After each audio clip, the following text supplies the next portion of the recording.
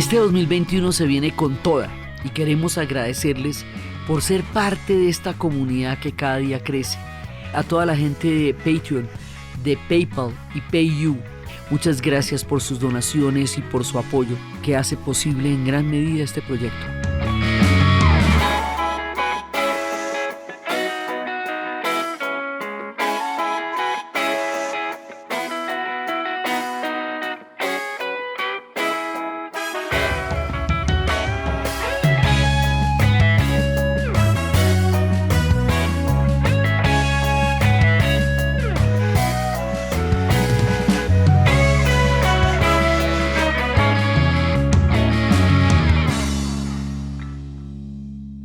Buenas, bienvenidos a este último programa de la miniserie de Haciendo Rock en Hispanoamérica.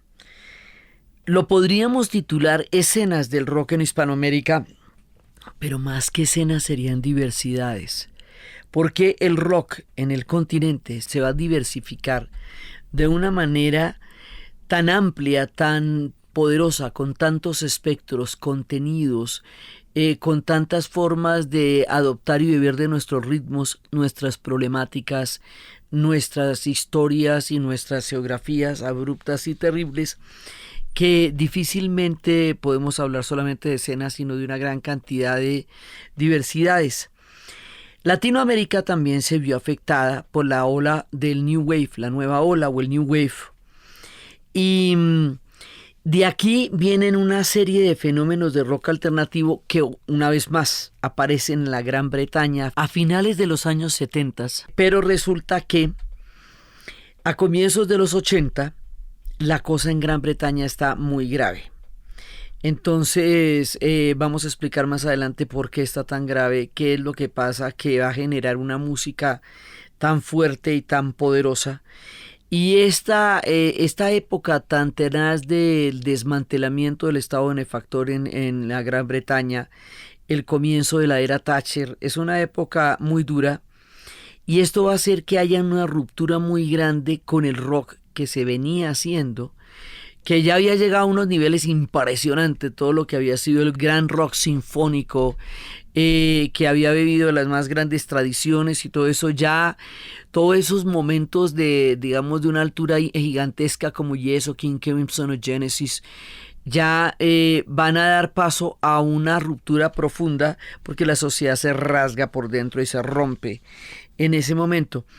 Entonces van a llegar acá estas influencias, y aquí, como nos decía una vez Alejo Carpentier, el gran Alejo Carpentier, el cubano, él escribió un libro que se llamaba Tientos y Diferencias, y decía que todo lo que llegaba a América Latina entraba en un prisma distinto y generaba una sonoridad completamente distinta.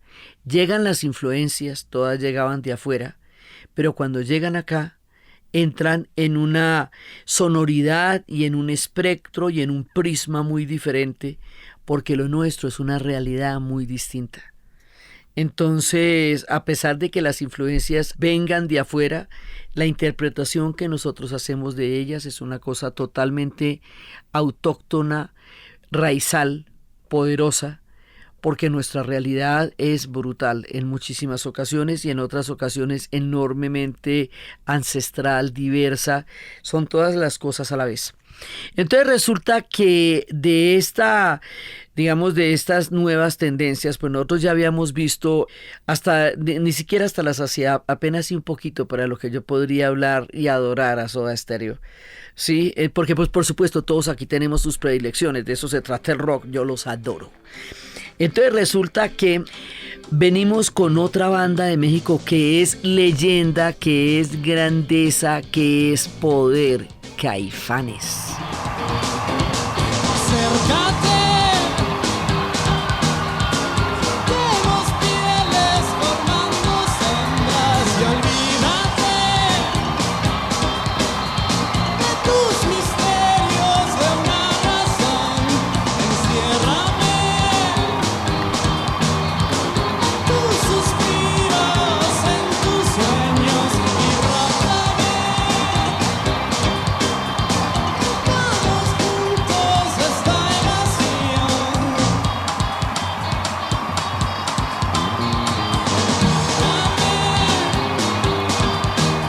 Los Caifanes, esto es una tendencia musical muy particular. Esto es entre la magia y la mística.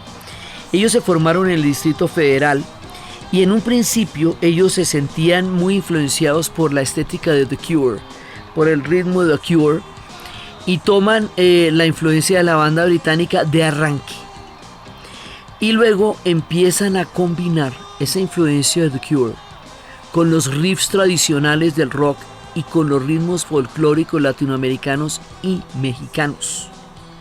Y cuando se empiezan a meter con estas fusiones, que vamos a ver que muchísimas bandas van a beber de esta profunda fuente, de esos pozos, de esos ríos profundos que somos que es nuestra cultura, y la mexicana pues con mayor razón. Entonces, dentro de ese México tan profundo y que tiene una vibración histórica y ancestral tan grande, ellos van a beber de una temática indigenista, y eso va a generar un elemento conmovedor y místico en la banda. Eso hace que su música, más allá de su virtuosismo, más allá de su armonía, nos contacte, nos lleve a diferentes planos, mundos, ancestralidades. Son conexiones espirituales, místicas y profundas, lo que alcanza a generar Caifanes con un ritmo maravilloso y que es como un capítulo aparte. O sea, hay que hacerle, digamos, como un determinado cajón o una categoría casi, pues, a Caifanes. Entonces se le rinde homenaje a esta banda que tantas veces nos ha visitado, que toda la gente nos habla de ella con qué cariño, y que hace algo único en esa fusión entre el New Wave, el indigenismo y las profundas ancestralidades de América Latina y México. Y muchas cosas van a pasar por acá.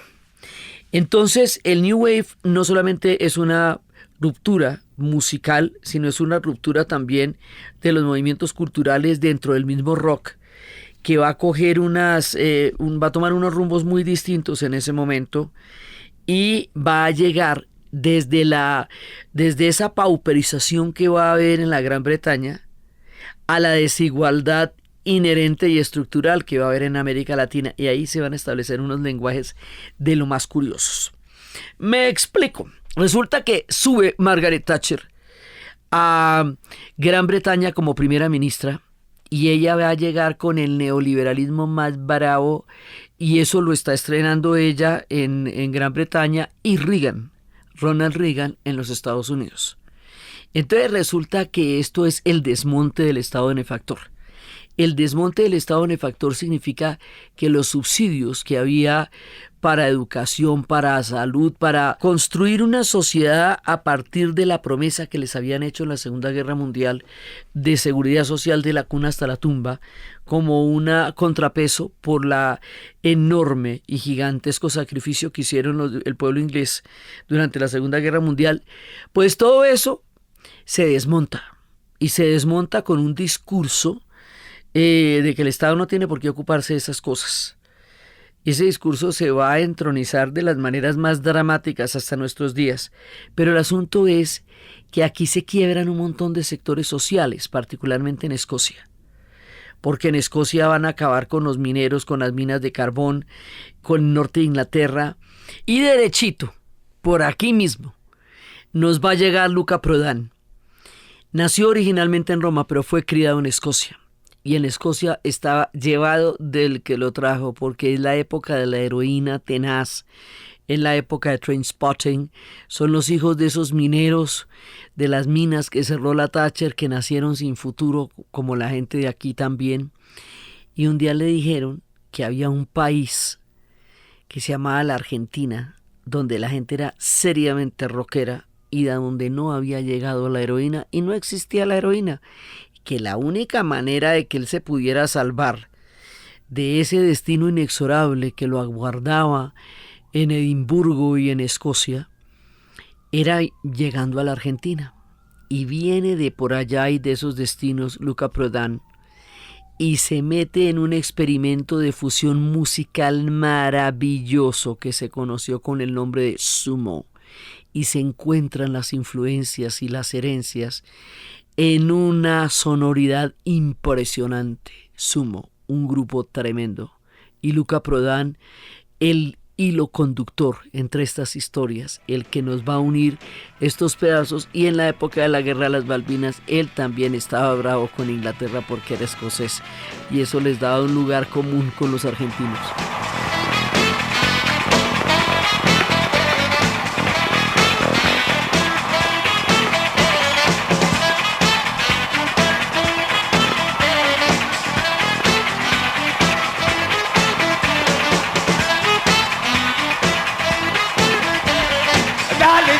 Con el look, pero no te olvides el Captain Cook.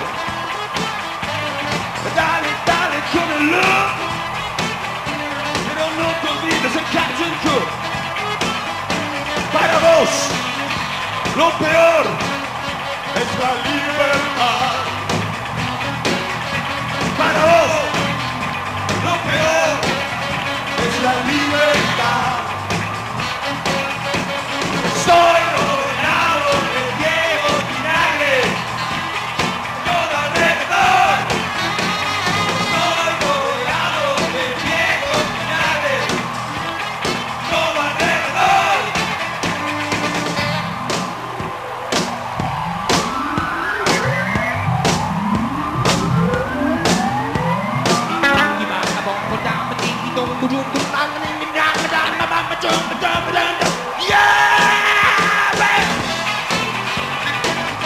Entonces hay una sociedad, hay una generación que viene en condiciones mucho menos chéveres que las que tenían sus papás, porque no tienen las ventajas del estado benefactor en el cual crecieron sus padres. Ellos se van a sentir bastante tumbados por eso, y van a tener razón entre otras cosas, pero además se van a sentir que frente a ellos se desmorona toda una construcción que se trataba del futuro de ellos. Y va a surgir el punk. Y el punk surge como una sensación de que ya no hay un futuro, el futuro provisorio que les estaban anunciando durante toda la época de la recuperación de la posguerra, ¿no? Ese momento, además, porque también va a haber la crisis energética, el mundo entra en recesión. O sea, no, las cosas dejan de tener una serie de ventajas que tuvieron antes. Entonces en ese momento surge el punk no solamente como una problemática de desengaño, sino de desengaño en el sentido en que ellos van a empezar a sentir mucha bronca por la sociedad en la que viven. Ya la sentían sus padres, pero esta gente lo va a sentir más, porque sienten que les hicieron conejo, mejor dicho, les faltonearon lo que les habían prometido que les iban a dar. Entonces, por un lado, el punk expresa en su estética toda la repugnancia que siente por el modo de inglés, y por eso es que ellos se ponen ganchos en los párpados o en los cachetes. Es una manera de decirle, así como usted me resulta de repugnante a mí, yo le resulto de repugnante a usted. El punk tiene una estética en la cual rompe con el virtuosismo, con el preciosismo enorme de las grandes bandas como Emerson, Lake and Palmer, Genesis y King Crimson. Y es un sonido crudo en donde no se necesita que los músicos sean grandes músicos, mientras que nosotros era gente de conservatorio, o sea, que venían de las grandes ligas. Esto es un rock de garaje que vuelve a los lugares y a los orígenes del rock. El garaje, la calle, la barriada.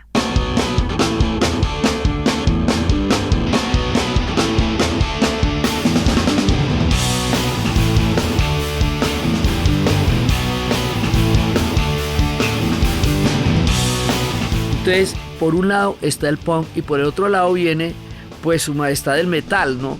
Hay una serie que les recomiendo que se llama Seven Ages of Rock, 7 edades del rock, y en el capítulo del metal cuentan la historia de cómo un accidente de trabajo va a dar origen a un nuevo género en la música. Y es la historia de Tony Iommi. Tony Iommi literalmente era metalero, o sea, trabajaba en una siderúrgica. Sí, de verdad. Entonces resulta que él ya estaba a punto de graduarse como guitarrista profesional. Y un día tuvo que hacer un reemplazo en el trabajo y al hacer el reemplazo en el trabajo, era en donde, digamos, en las cortadoras de metal, una de esas cortadoras le cortó las falanges, la terminación de los dedos, de los 3 dedos. Y él dijo, no, yo voy a ser un guitarrista profesional, esto ya no me va a quitar nadie ese sueño. Entonces él va a hacer unos dedales de metal, y con esos dedales de metal le va a producir a la guitarra unos sonidos muy particulares. Tony Iommi, y va a crear lo que es Black Sabbath. Y esto de ahí además es maravilloso porque ellos dos empiezan a pensar en ese momento. Un día en Seven Ages of Rock cuentan esta anécdota, cuentan que estaban frente a un teatro donde estaban dando películas de miedo. Entonces dijeron, ¿no sabe qué? La gente le gusta asustarse, pagan para asustarse. ¿Y qué tal que hagamos nosotros letras bien miedosas? Bien miedosas. Y se proponen hacer letras bien miedosas, scary lyrics, y empiezan a hacer unos conciertos donde generan una escena dramática, dantesca, macabra. Sí, Ozzy Osbourne se convierte pues en un ser de la oscuridad, pero según esto, según la historia que ellos mismos cuentan en Seven Ages of Rock, esto era un performance.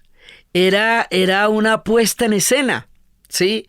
Y eso después le van a atribuir toda clase de cosas al metal, que el satanismo, eso ya después se va a volver, digamos, toda una estigmatización muy profunda del metal, y lo van a perseguir en todas cosas. Bueno, y ya va a tener una larga historia, pero eso originalmente empieza como un performance, pero musicalmente hablando esto es en serio, musicalmente hablando eso es muy duro. Y entonces, en ese momento, el metal y el punk van a surgir como una forma, la nueva forma de estar contra el sistema. Es decir, antes uno escuchaba un disco como Selling England by the Pound de Genesis, que es como una disección del modo de vida inglés, ¿sí? O sea, vendiendo a Inglaterra por la libra. Ese disco de Genesis es bastante demoledor sobre el modo de vida inglés, pero es hecho desde un lugar sinfónico, profundamente melódico. Ahora la crítica a nivel de estética va a ser desde otro lugar. El metal va a tener otro sonido. A diferencia del punk, el metal es virtuosísimo en la guitarra. Es virtuosísimo, la voz es desgarrada y todo, pero las guitarras son súper virtuosas de todas maneras. Son unos guitarristas muy bravos los que van a ser ahí.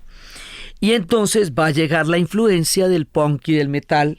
En ese momento va a llegar el reggae y el ska, pero el reggae y el ska son otro mundo, y para mí es un universo en el que yo he habitado profundamente el reggae. Entonces significaría hablar ya de muchos otros capítulos de estos ritmos que vienen de Jamaica y que van a llegar aquí a través también de por un lado, a través del rock inglés, pero fundamentalmente en el caso de Colombia, a través de San Andrés, Providencia y Santa Catalina, que son los pueblos directamente vinculados con Jamaica, directamente vinculados con el reggae. Y aquí van a constituir una escena muy poderosa que nos va a llevar a los festivales de jamming. Y eso es una historia en sí misma y van a llegar grupos muy poderosos. Pero en lo que tiene que ver con el punk y el metal, uno diría que ¿qué tiene que ver eso con América Latina? Estos van a llegar a la Argentina, van a ser introducidas por Papo Napolitano, uno de los grandes guitarristas de nuestro continente, que va a estar metido con los Abuelos de la Nada, con los Gatos, con otras bandas. Y van a llegar también de Argentina, Rata Blanca, con un metal muy poderoso. Van a llegar también a Venezuela, el heavy metal con un vocalista como Paul Gilman, que va a ser muy fuerte, y va a llegar, digamos, esos son grupos que en Venezuela van a ser muy poderosos y que van a tener una gran sonoridad. Y inspirado en Kiss, Gillian funda en 1978 dos bandas, Power Beach y Arcángel. Sí, y entonces después va a llegar a Perú y después va a llegar a Chile y va a haber eventos metaleros tremendos como Ataque Metal y Death Metal Holocaust respectivamente. Y van a llegar a Chile, que está saliendo de las dictaduras, apenas se está quitando de encima la bota, ya digamos se está empezando a vislumbrar la luz al otro lado del túnel, pero todavía está, esa transición de todas maneras es fuerte, y llega el metal a América Latina en contextos muy particulares. Antes de continuar con la historia que les estoy contando, quiero presentarles un proyecto que es muy interesante. Se llama El Hilo y es una profundización en las noticias. Pero prefiero que sean ellos mismos los que les cuenten cómo es que lo hacen. Hola, soy Silvia Viñas. Y yo soy Eliezer Budasov. Todos los viernes en El Hilo hablamos con expertos, periodistas y los protagonistas de las noticias para entender mejor qué está pasando en América Latina. ¿Cómo ha afectado la pandemia a los inmigrantes venezolanos? ¿Qué tan preocupantes son las nuevas variantes del coronavirus?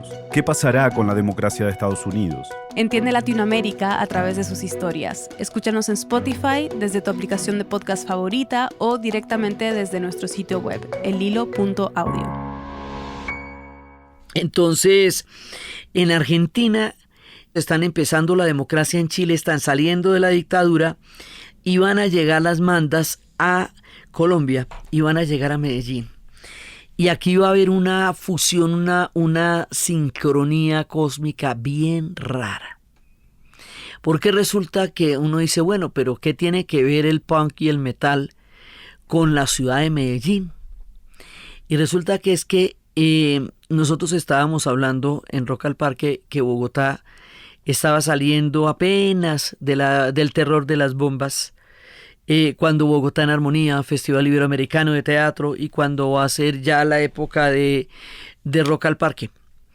Pero si nosotros en Bogotá sufrimos las bombas y ese confinamiento del terror, lo que pasó en Medellín es una cosa indescriptible, innarrable. Porque allá sí fue una guerra, casi una guerra total. Entonces allá no solamente estaban las bombas, allá también estaba el fenómeno de los sicarios, la muerte estaba por todas partes.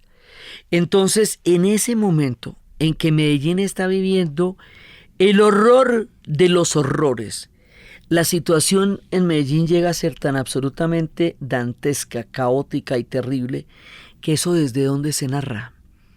Se narra desde el punk y se narra desde el metal. O sea, en los ritmos más desgarrados, con la música más catártica, se va a narrar la realidad más aterradora y brutal que hemos vivido nosotros. No se ha terminado de contar todavía lo que vivió Medellín en los 80s. Eso son palabras de la historia más espantosa que hemos recorrido en el continente. Y en ese escenario, en un escenario de un nivel de terror y de masacres y de cosas terribles, aparece la historia de ultrametal. Y ese ultrametal va a ser todo un movimiento que va a tener un sonido súper crudo, improvisado. Ahora, volvemos otra vez a lo mismo. Una cosa es hacer metal punk, o punk en el mundo anglo, donde de todas maneras la pauperización y el desmonte del estado benefactor en Inglaterra no se compadece con la desigualdad estructural y la miseria en América Latina. O sea, no se puede nombrar el mismo día. Ellos quedan mucho más pailas de lo que venían, pero la peor de las pailas de ellos no se puede nombrar el mismo día con la desigualdad estructural de América Latina. Sí, y con la miseria que puede llegar a haber acá. Esto es otra cosa. Entonces, esto traducido a las bandas, pues ellos no van a tener acceso a todas esas guitarras ni a todos esos equipos. No, o sea, aquí toca con las uñas. Siempre toca con las uñas. Entonces, pues van a llegar todas las bandas, pero todo el mundo va a hacer lo que puede. Sí, lo que puede. Entonces, claro, estos sonidos son mucho más rústicos y mucho más artesanales, porque no hay acceso a todos los instrumentos que de todas maneras en cualquiera de los casos sí hay acceso en la Gran Bretaña.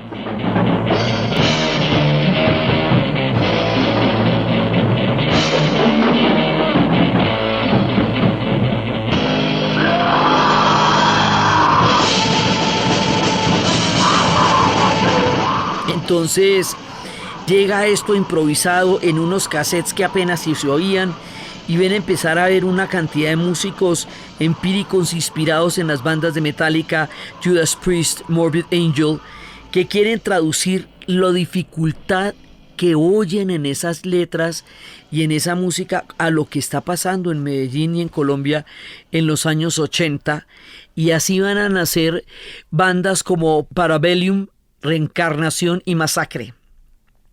Y resulta que mira, esto es una historia que les voy a contar que es bien rara, o sea, de los giros del destino.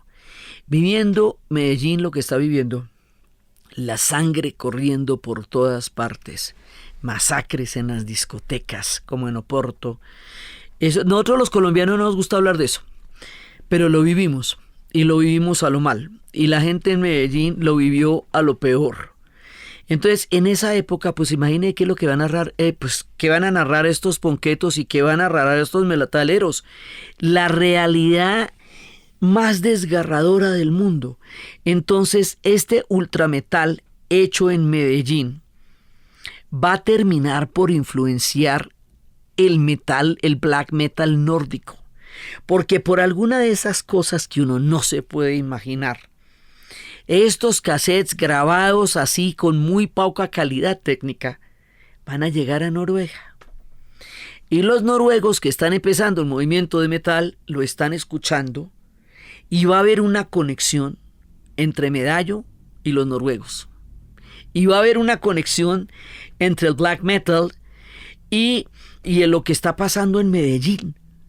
Entonces, y va a ser una influencia, o sea, el ultrametal va a terminar influenciando al black metal, ¿sí? Y entonces van a tener una conexión permanente, tanto que Masacre va a terminar produciendo el disco de Mannheim, que es una historia también bien brava, que poco la hablamos cuando estábamos en el viaje a Noruega, contando las historias del viaje de Noruega. Entonces aquí se presentan conexiones entre Medellín y Noruega, imagínate tú. Y entonces viene toda la historia en el punk en Medellín porque nosotros estamos viviendo cosas muy tenaces. Entonces vienen las bandas guiadas por los Sex Pistols, por The Clash, por Phoenix, por Carbier, por Nash, pero atravesadas a nuestra historia. Sí, por eso decían que si el mundo fuera mejor no existiría el metal, y si fuera peor todos estaríamos muertos. Entonces, digamos, este panorama sombrío que en la Gran Bretaña se ve como un presagio de tiempos duros, aquí es que se viven. Uno no los presiente, nos tocaron, nos cayeron encima. Entonces el punk en América Latina tiene toda la razón de ser. Tiene toda la raigambre y tiene todo el contenido y tiene todo el contexto. Y por eso va a coger tanta fuerza. Entonces va a haber mucho punk aquí y va a haber mucho metal. Van a haber agrupaciones como Sociedad Violenta, Mutantex, Sociedad Podrida, IRA y finalmente la más grande de todas, la más importante, la más icónica, la más poderosa, La Pestilencia. Sí, que esos sí ya son, digamos, los más propios.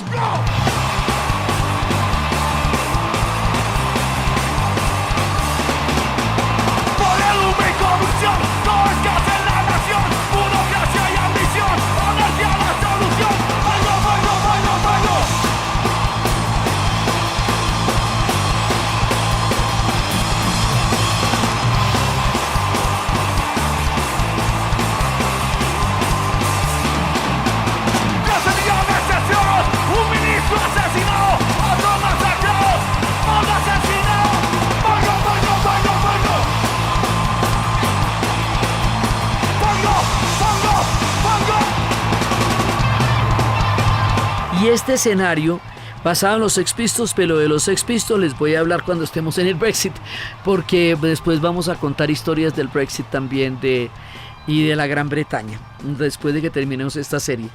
¿Y esto a dónde nos lleva? Nos lleva a lo que en Colombia conocimos como Rodrigo de No Futuro, una película de Víctor Gaviria, que es como de las primeras películas que nos pone en confrontación con lo que estaba pasando en ese momento en Colombia y en Medellín. Lo que nosotros vimos fue tan aterrador que No podíamos ni siquiera pronunciarlo, no podíamos ni siquiera verbalizarlo. Entonces, Rodrigo D. ya es un personaje, uno de estos muchachos de las barriadas, de las comunas, de todos esos cinturones de miseria que rodean a Medellín, Medellín es como una bateita, es como un cuenco, ¿sí? Entonces, en la parte de arriba hay un Medellín desplazado y excluido totalmente, y en la parte de abajo hay un Medellín muy próspero. Entonces, además Medellín, como tiene esa forma de batea, la onda explosiva de las bombas reverberaba. Entonces no solamente se iba, sino que volvía, lo que hacía que las cosas fueran muchísimo más duras. Lo que alcanzamos a vivir en esa época fue demasiado bravo, y solamente ellos, como pasa con el arte, solo el arte puede expresar lo que la garganta no puede, lo que la palabra no puede, y eso fue lo que hicieron las bandas de metal, y fue lo que hicieron las bandas de punk, y es lo que va a hacer Víctor Gaviria también en ese cine tan bravo que él va a hacer. Y Rodrigo D. es un muchacho que, como la mayoría de los jóvenes nacidos en Medellín y en las comunas, no tiene futuro. Entonces en algún momento él va a matar o lo van a matar, porque las condiciones de toda una generación fue esa. Entonces, pues además en ese momento, pues lo que les digo, conseguirse una batería era una cosa absolutamente impresionante. Entonces tratan de buscar en el punk y en el metal lo que en la vida no consiguen, porque la vida es muy dura para la gente que nació en esa generación. Así el punk había llegado para quedarse en América Latina. Y en Argentina se destacaron los nombres de los Violadores de la Ley, que después quedaron en violadores solamente, pero en realidad eran los Violadores de la Ley, que también les van a dar, son argentinos, y cuando van a México les van a dar duro en México, y va a ser flema. Cuando también nosotros estábamos en el colectivo, el grupo de la Franja de Rock, que les contaba la vez pasada en Rock al Parque, tuvimos la oportunidad de entrevistar a todos tus muertos, y todos tus muertos decían: ¿se acabó la dictadura y todo el mundo a bailar? No, aquí murió mucha gente, nosotros somos todos tus muertos, cuando hablamos del rock como memoria.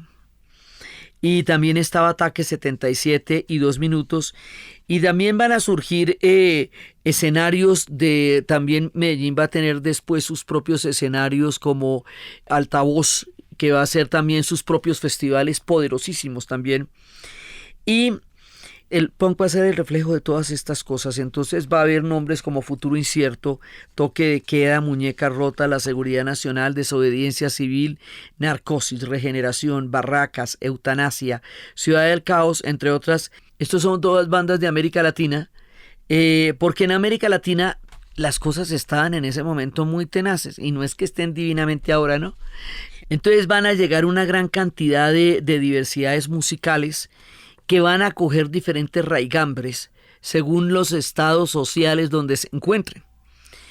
Y en ese orden de ideas, entonces viene lo que para mí va a ser una cosa muy, muy, muy importante, que es el reggae.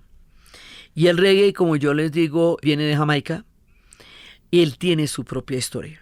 Y nosotros en los diferentes podcasts lo hemos anunciado. Hay un podcast que es el viaje a Jamaica, y ese viaje a Jamaica, que es la peregrinación a la tumba de Peter Tosh, a la casa de Bob Marley y al museo de Marcus Garvey, describe de una manera detallada qué significa el reggae, de dónde viene, de Etiopía y de Haile Selassie, y de cómo va a llegar desde Etiopía hasta Jamaica. Entonces ahí está ese cuento, se los echo ahí porque ahorita va a llegar hasta ahora, y aquí va a ser una escena muy muy importante, y va a tener grupos como Kodwana, Zona Ganja, Los Cafres, Los Pericos, Red Mar, Desorden Público, uno que es icónico, Alerta Camará. Alerta Camará es muy importante porque Alerta Camará no solamente es un grupo de reggae, sino que construye la escena de reggae en Colombia de una manera muy poderosa. También estará Cultura Profética, y esto va a generar unos festivales aquí muy poderosos que llaman los jammings.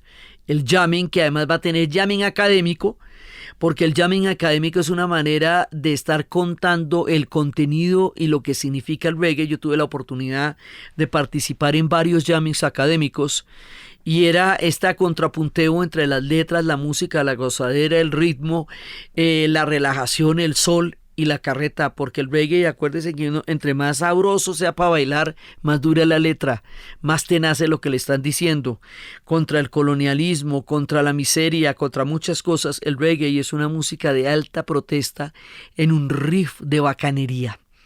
Entonces usted se lo soda y se lo baila y le para bolas a la letra y le están diciendo una cantidad de cosas muy fuertes, y eso también tiene todo que decir aquí en una sociedad y en un país que tiene raíces tan profundas y tan grandes, afro, como lo que tiene Colombia, y que viene también de las islas, que son nuestro contacto con el Caribe y el resto del mundo atlántico y caribeño que nosotros tenemos acá. También van a llegar los fabulosos Cadillacs.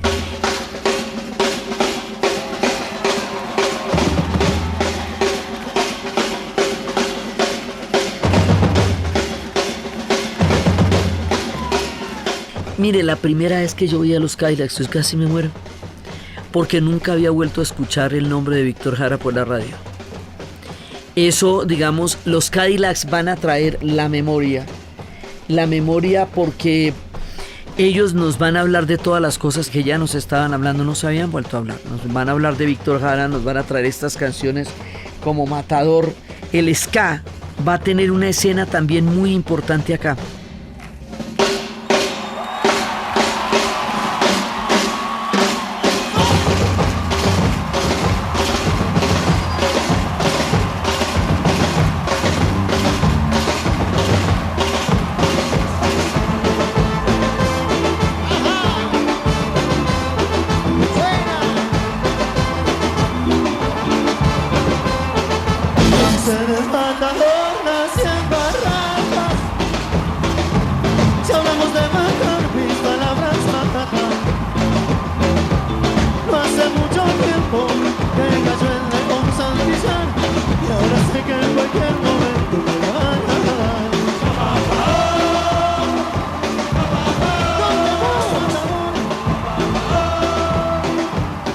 Entonces, o sea, cada uno de estos grupos va a hacer una escena.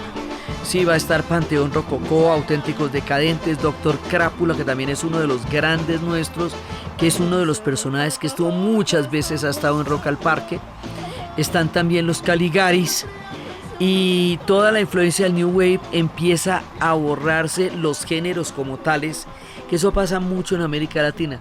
En América Latina la fusión con todos nuestros propios ritmos va a hacer que ya no haya un género como tal, sino que el punk y el metal se encuentren solo aquí, como diría Carpentier en Tientos y Diferencias, digamos la fusión que nosotros hacemos de nuestras propias influencias.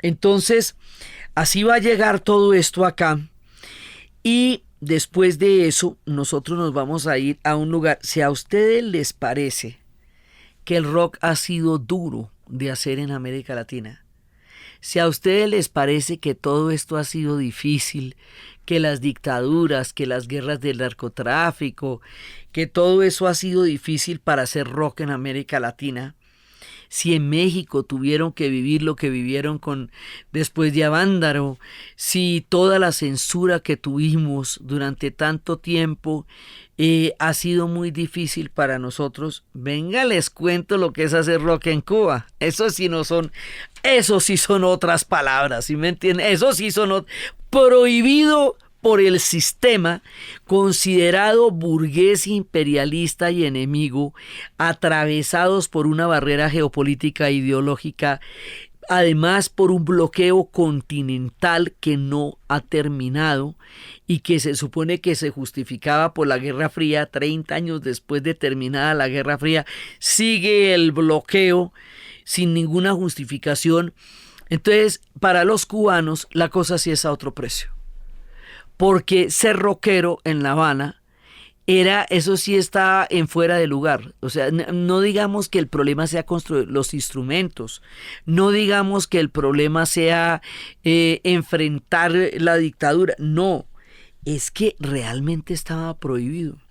Estaba verdaderamente prohibido, se consideraba una música degenerada. Lo cual lo termina haciendo, miren, la misma vaina. Los primeros rock and rolleros que salieron en Estados Unidos les apedreaban las emisoras porque era una música degenerada. Y fíjate lo que son los encuentros de los extremos, ¿no? Esos primeros rock and rolleros en Estados Unidos que tuvieron que vérselas tan terribles con la censura y el estigma moral que tenían cuando surgieron. Bueno, pues lo mismo les parece al régimen cubano el rock. Degenerado, burgués, opuesto al ideal del hombre nuevo, fuente de diversionismo ideológico, corruptor de la juventud. Ellos tenían otras expresiones, tuvieron otras expresiones como la nueva trova cubana, como Silvio Rodríguez, Pablo Milanés, y eso es una historia impresionante a nivel musical, impresionante y muy influyente en el continente, pero no era posible el rock. Y no era posible el rock. Fidel Castro decía que los rockeros eran árboles torcidos. El Parque Lenin, que era uno de los lugares de encuentro, lo rebautizaron el Parque Lennon. Una manera de rendir homenaje a John Lennon. A mí me tocó conocer en pleno periodo especial a un grupo que en aquella época se llamaba Lucha Almada y que después pasaron a llamarse Habana Abierta. Ellos van a sacar un disco que se llama El Rockazón. Fíjese que es el rock y el son, el rockazón. Estoy bailando rockazón con los muchachos. Estoy sintiéndome mejor. Nada peor que un sueño hecho pedazos. Nada peor. Y es la descripción del apagón, del periodo especial, del hambre. El hambre aprieta duro el espinazo, las medias me dan mucho calor. En ese momento La Habana tenía apagones. Colombia también tuvo apagones, o sea, tanta gente tuvo apagón que Rubén Blades usó en esa época el son del apagón, porque es que había racionamiento de energía, o sea, es cuando uno cuenta estas historias desde acá y no las cree, pero pues todo eso nos ha pasado. Entonces allá sí la prohibición era explícita, empezaron a liberar un poco los rockeros en el periodo especial porque se resquebraja el régimen. En el momento en que cae la Unión Soviética, la isla queda totalmente, no solamente continúa el bloqueo, pero la Unión Soviética era quien mantenía la isla. Entonces de pronto dejan de llegar las llantas, las tractomulas, los agroinsumos. Cuba queda a la deriva como un corcho en la mitad de un remolino, sin la protección de la Unión Soviética que le daba el manto geopolítico de la confrontación de la Guerra Fría, pero con el bloqueo de los Estados Unidos dolarizan la economía y la abren, y se abren al turismo, y pudimos por primera vez llegar a verlos, y los vimos en un periodo de hambre durísimo que se conoce como el periodo especial. Hacer rock en esas circunstancias ha sido mucho más difícil que todo lo que les acabo de contar.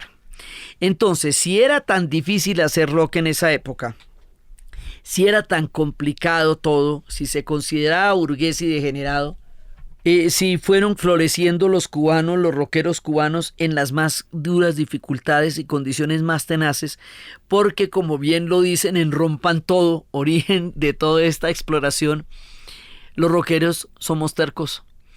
Y el rock es increíblemente terco, porque si ya hacer el rock en La Habana, eso sí es contra viento y marea. Y empezaron a soportar las condiciones más duras y los tiempos más difíciles, pero seguían habiendo rock y allá seguían oyendo como pudieran a los Beatles y a los Rolling Stones con toda la cantidad de prohibiciones. Entonces, con este escenario que les cuento, narrando el periodo especial, con estas historias del rockazón y las historias de grupos como Moneda Dura, que hablaban de la prostitución en La Habana, y también de cómo no lo son. Yo no quiero su dinero, no quiero ir en su carro a varadero, no se confunda, yo no soy un callejero. Sí, digamos, todos esos relatos y con todo lo que pasaba allá, ellos tratando de escuchar punk, heavy metal, ska, reggae, en las condiciones tan sumamente difíciles en que significa hacer rock en La Habana. Ustedes se alcanzan a imaginar lo que es un concierto de los Rolling Stones en La Habana. A ver.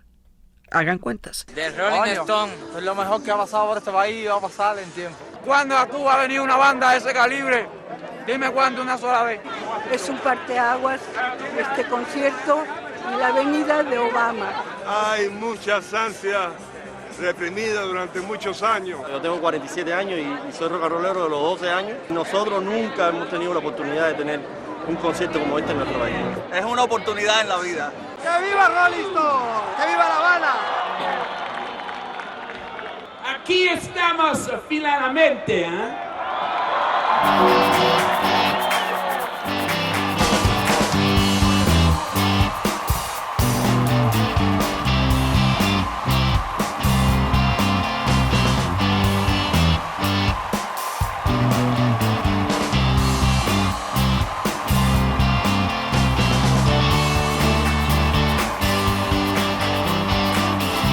¿Qué significa que de pronto llegue Obama y decida que va a distensionar las relaciones? Ellos están bloqueados por una cosa que se llama la ley Burton-Helms.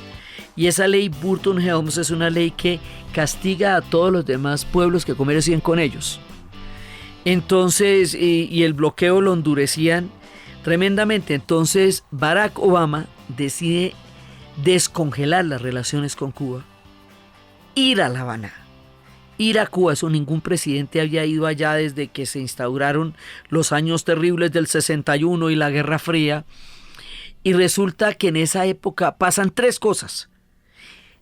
El juego de béisbol de la selección cubana y la selección de Estados Unidos en La Habana.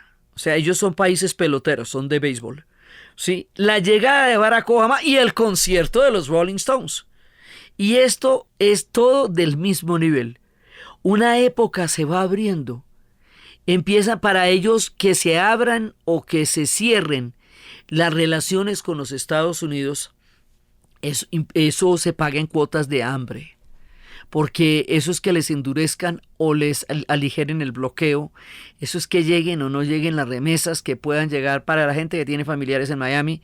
Eso es que puedan viajar o no puedan viajar. Eso es que puedan entrar alimentos o no puedan entrar alimentos. O sea, la influencia de todo este tipo de aperturas o no se traduce en la vida cotidiana. Y se traduce en la comida y se traduce en la facilidad o en la dificultad de vivir en Cuba. Entonces, el concierto de los Rolling Stones, de por sí, que los Rolling Stones hubieran hecho esa gira por América Latina, pero que llegaran a Colombia, eso no es pena. ¿Cuánto tiempo estuvimos esperando a que llegaran los Rolling Stones a Colombia? Ya era una leyenda. El día que yo los vi en Bogotá, para mí era el día 1 de la era 1 del resto de mi vida. O sea, ver a los Rolling Stones aquí, por fin. Sí, y ver a Keith Richards diciendo es bueno estar aquí, es bueno estar en alguna parte. O sea, el man muy sorprendido de estar vivo, como sigue estándolo. Y hacen estos conciertos, esta gira tan impresionante por toda América Latina. Y pasan por Bogotá, cuando Bogotá dejó atrás el aislamiento y empezaron a llegar Coldplay, U2 y los Rolling Stones. Y toda la gente que yo nunca imaginaba ver acá, llegaron los Rolling Stones a Bogotá. Y eso ya era una cosa impresionante. Pero que lleguen a La Habana, no tiene antecedentes en la historia hemisférica. Eso ellos decían que era lo más impresionante que les había pasado en la vida. Ellos decían, los rockeros que tenían la edad de los Rolling Stones y llevaban toda la vida esperando que llegara una banda, que llegara esa banda. Además no es una banda, es la banda. No, son ellos, o sea, nadie es como ellos en la historia del rock.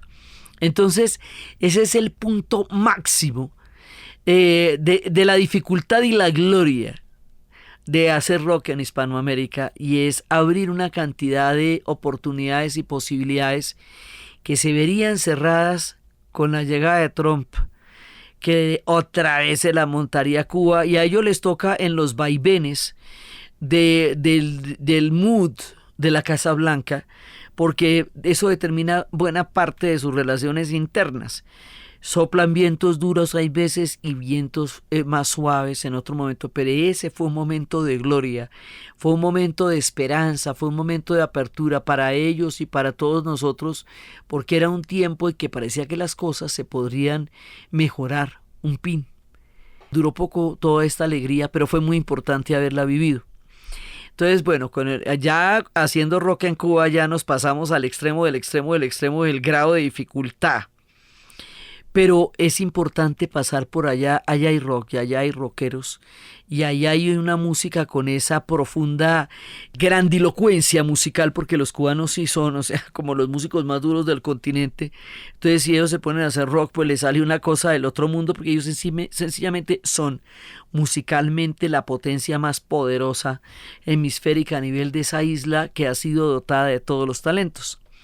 Entonces, era importante pasar por La Habana, pues porque eso es como lo más importante que ha pasado como en la historia del rock en Cuba, y es trascendental para América Latina que ellos, los Rolling Stones, hayan planteado un concierto gratis en La Habana, donde llegaron banderas de todas partes. Llegaron australianos, gente de Croacia, pero también llegaba gente de Libia, de Siria, de lugares que no van normalmente a Occidente, porque Cuba tuvo una cosa que se llamaba el internacionalismo proletario, que era el intercambio de los ejércitos de ellos por todas las guerras que planteaba la Unión Soviética en los tiempos de la Guerra Fría.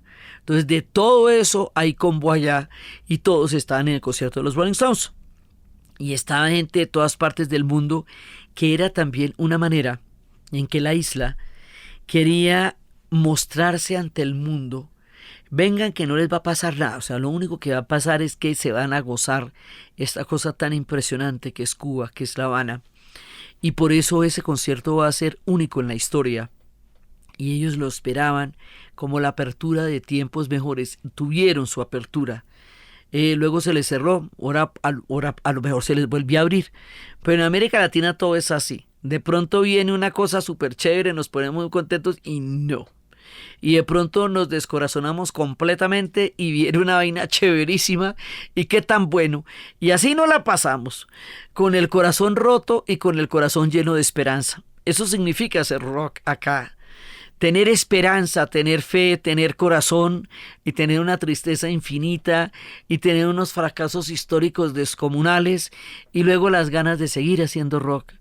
Y entonces por eso es que el rock aquí es duradero, es eterno, es diverso.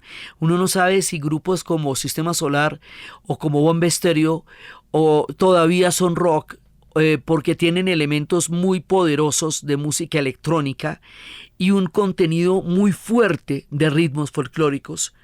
Igualmente, Café Tacuba es un experimento que también es difícil de clasificar. Entonces, los límites del rock con nuestra raizalidad musical son siempre una tensión creativa que está ebulliendo entre nosotros permanentemente. Por eso nuestros sonidos permean las influencias y se influencian de lo que viene, generando cosas y sonidos totalmente nuevos. Último concierto con el cual terminamos por ahora, porque no sabemos qué nos depara el futuro, pero terminamos la miniserie de esta engome que me dio después de haber visto Rompan Todo, que quedé tan contenta. El último concierto que vimos fue el homenaje a Soda Stereo, en un montaje musical y tecnológico absolutamente impresionante, después de haber visto nosotros a Roger Waters, después de haber visto nosotros tanta gente que uno como rockero del tercer mundo esperaba ver y que al fin llegaron. Viene este homenaje a Soda Stereo en una puesta en escena absolutamente descomunal, y vienen cantando. Lo que hacían era que ponían a nuestros grandes de Latinoamérica a cantar las canciones de Cerati con el acompañamiento de los músicos de Soda Stereo, de Zeta, del baterista, que también ellos compusieron, recordándonos además lo poderoso que era Soda Stereo como banda. Entonces, esto fue un espectáculo maravilloso. Cantó Rueda de Café Tacuba, Benito Cerati, el hijo de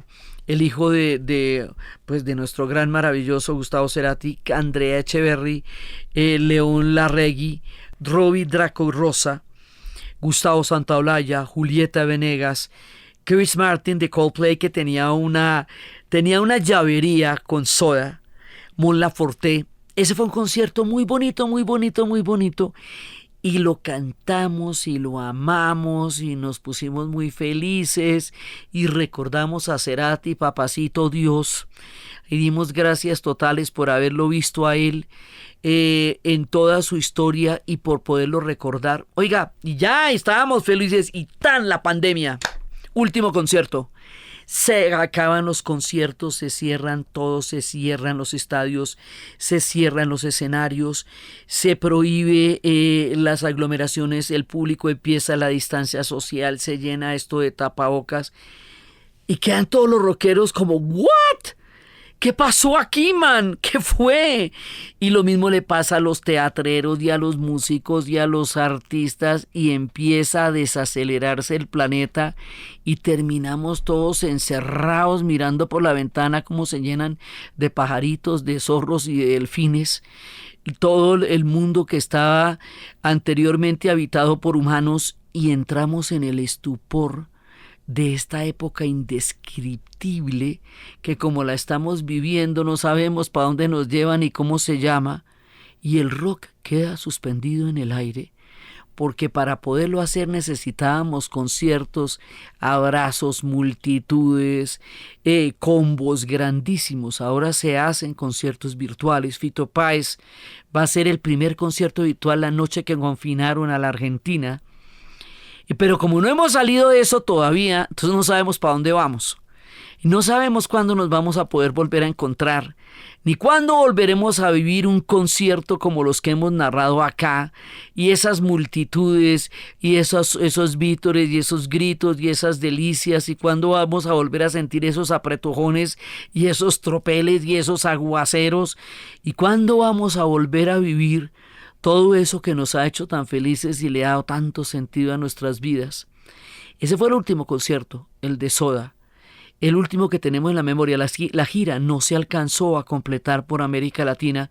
Ellos iban a ir por todo el continente. América Latina quedó convertida en un bloque cultural y sonoro a través del rock.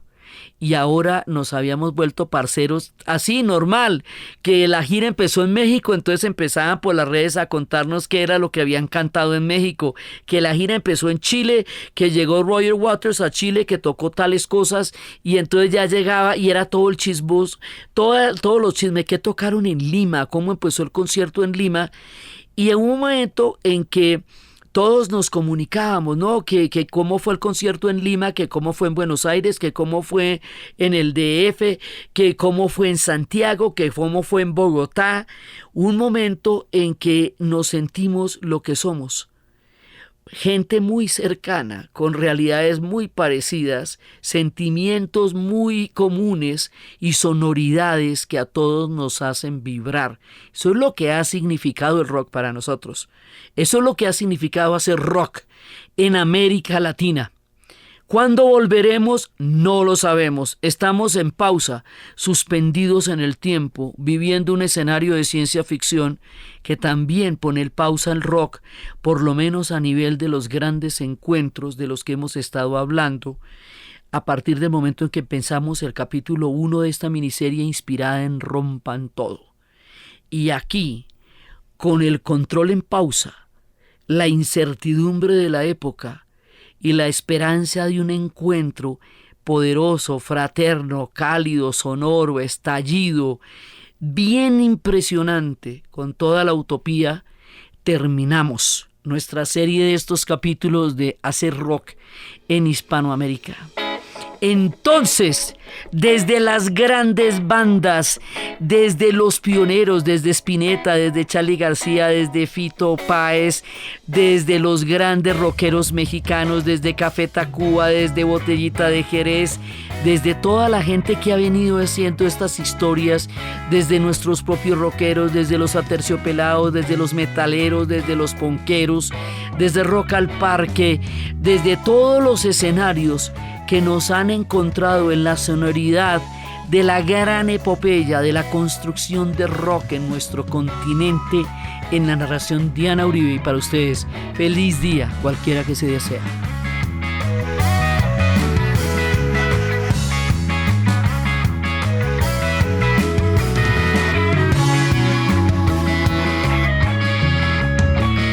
Este podcast fue posible gracias al equipo de la Casa de la Historia. Diana Suárez, Milena Beltrán, Arturo Jiménez Viña, Daniel Moreno Franco. Grabado en Los Gatos Estudio, la edición y la musicalización de Eduardo Corredor Fonseca, de Rueda Sonido, y siempre con la ayuda fuerte y poderosa de Santiago Espinosa Uribe y Laura Rojas Aponte del podcast Cosas de Internet.